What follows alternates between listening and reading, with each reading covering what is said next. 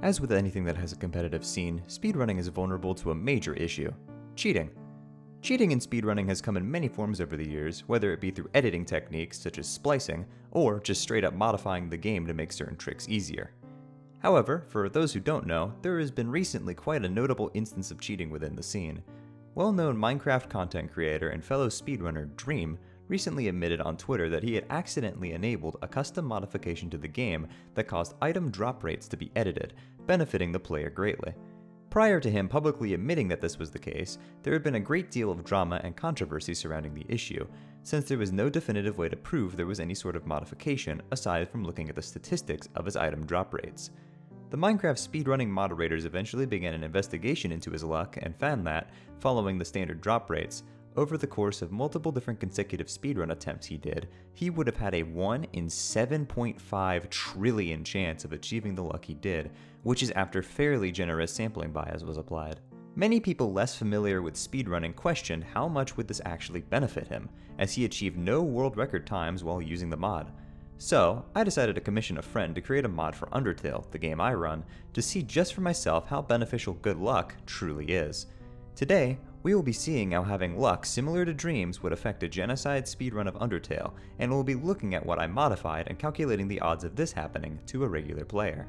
The full run of this was live streamed on my Twitch page, twitch.tv/Shay. If you'd like to watch the full run, unedited, the run is highlighted over there. I also stream Undertale speedruns frequently if you're ever interested in watching that sort of thing. Also, the majority of my viewers are not actually subscribed. The first bit of the run involving Flowey and Toriel, and the movement here, is completely the same as usual. Technically, if I was absolutely confident in perfect RNG, you could skip out on killing the first Frogget and save just a few seconds. However, I wanted to treat this run as if I was accidentally using a modification, and kept the route close to what a regular speedrun would do. Once we get to the first grind, you'll notice I will only encounter Whimsins. Compared to Frogget, this is marginally faster, as Whimsin dies in one hit at all levels of violence. Overall, I stay here to encounter and kill 14 Whimsins in a row. Each of these is a 50% chance. After killing 14 Whimsins, I moved to the Triple Rock room. We modified it so the only encounter I would run into in this room would be the Frogget and Whimsin double encounter, the fastest encounter in the room. I run into 3 of them at a 25% chance each, and reach my 20th kill, allowing me to make a beeline straight to Toriel to finish the ruins. The odds of this encounter RNG in a normal speedrun would be just about 1 in 1,048,576. To put this in perspective, the time I got on Ruin Split here was 8:38, which is significantly faster than any Ruin Split in the game's entire 6-year history. The fastest Ruin Split I could find or personally remember seeing was TGH's 9:49 in his former world record for the category, and even in my current standing world record, my Ruins time was a 10:33. Even in the version 1.05 subcategory, which has a significant time advantage in Ruins specifically due to the Japanese text, I could not find a single sub 940 time.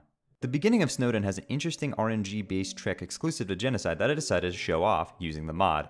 This was the only time in which we specifically modified the amount of steps it takes to get an encounter to be consistent for the purposes of doing a skip, just to show this off. After grabbing the Tough Glove from the box and quickly killing off Snowdrake, upon walking into the next room, by getting an encounter on the same frame as the Sands and Papyrus cutscene starting, you can do something very cool. But I mean, what if we just got really lucky? Under normal circumstances, this would have a 1 in 30 chance of happening to a player so long as they walked into the cutscene on a step counter that could produce an encounter. You see, in Undertale, encounters are determined by this equation. Argument 1 and Argument 0 are set depending on the specific calls to the script by the game. Argument 0 in this room is 120, and Argument 1 is set to 30. The round and random functions causes first a random value between 0 and 30 to be selected, and then for it to be rounded to the nearest whole number. You might be asking why Toby didn't just program the game to call an integer instead of going through the trouble of rounding, and that is a very good question. Population factor is determined by the amount of kills you have in an area and begins at 1 and increases per kill. This is how Undertale makes it so that the more kills you have in an area, the longer it takes to find a new monster encounter. So, anyway, doing this glitch allows me to grind for encounters during a cutscene, which is not normally possible under usual circumstances. And yes, this does mean that we are literally just murdering helpless monsters right in front of Papyrus and Sans, just to spite them, I guess. After plowing through Snowdin and killing all of the dog mini-bosses, who don't count as kills for the purposes of genocide for some reason, we need to do some grinding right at the very end of the area. During this grind, there are 2 encounters possible. We want to run into Icecap and Jerry together until we reach 11 kills, and then, at 11, we want to start running into 2 triple formations, killing Jerry in the second battle to bring the kill total to 16, finishing off the area. The odds of this entire area happening to a regular runner, including the 1 in 30 cutscene grind glitch, would be around 1 in 640,000. We kill Papyrus and exit the area with 1957 on the splits, far and away the fastest Genocide Snowdin of all time, and it's not even close. For reference, my world record run had a 22:23 Snowdin time. Yeah. Waterfall is the least affected area by modified RNG, by quite a lot. In fact, it's actually not unreasonable for runners to expect RNG akin to what I get in this run for their own attempts, as only 3 of the encounters are actually randomized at all.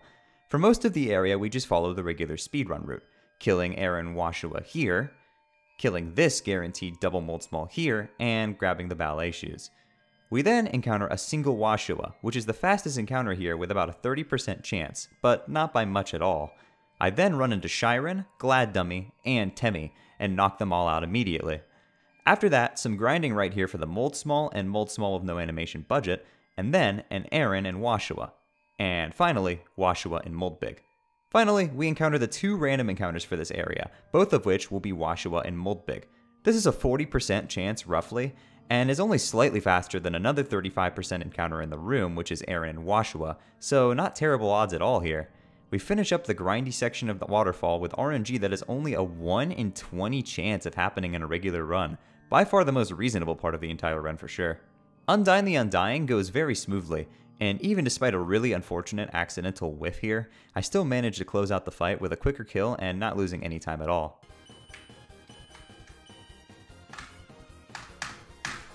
I just played better, honestly.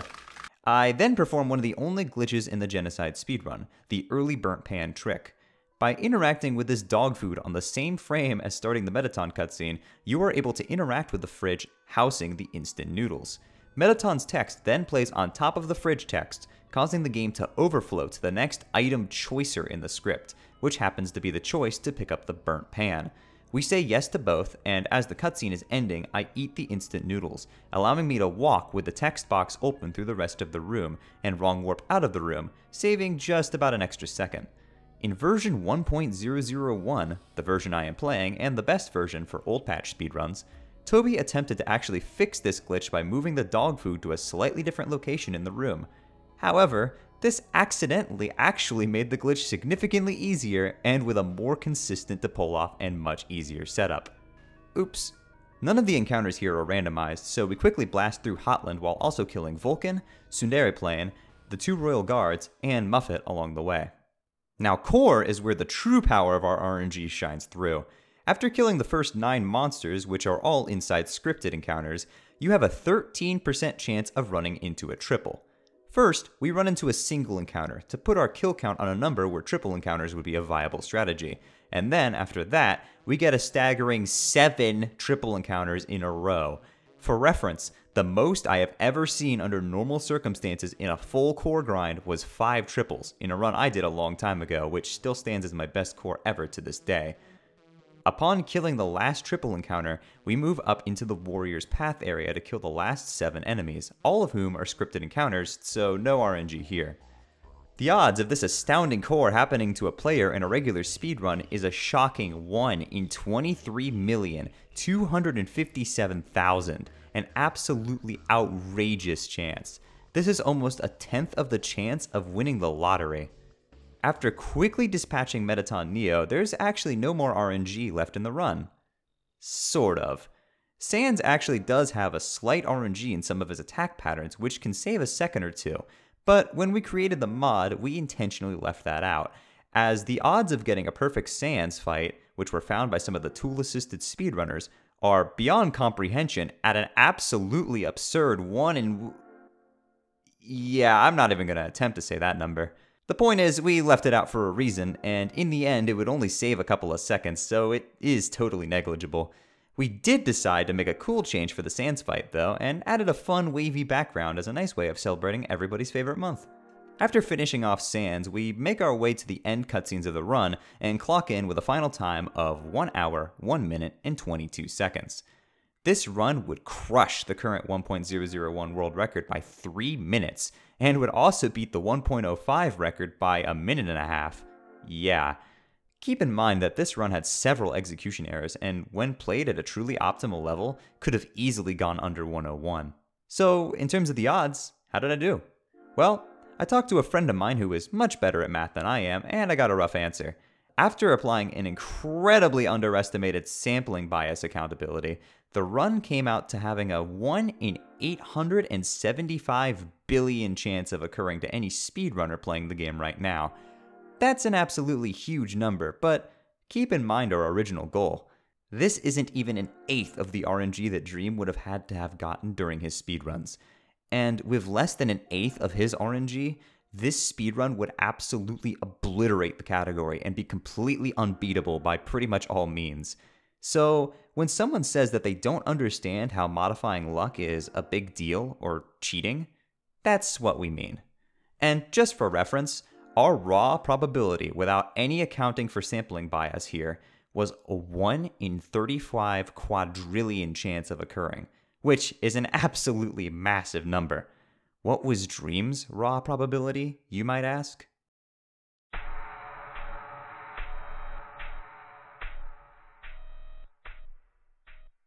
Thank you so much for watching this video. I hope you enjoyed it. Remember that this video is for learning and entertainment purposes only, and I do not condone any harassment towards anyone in the video for any reason. Huge shoutouts to I Am an Issue for creating this mod for me, and huge shoutouts to Willie J for helping with the statistics.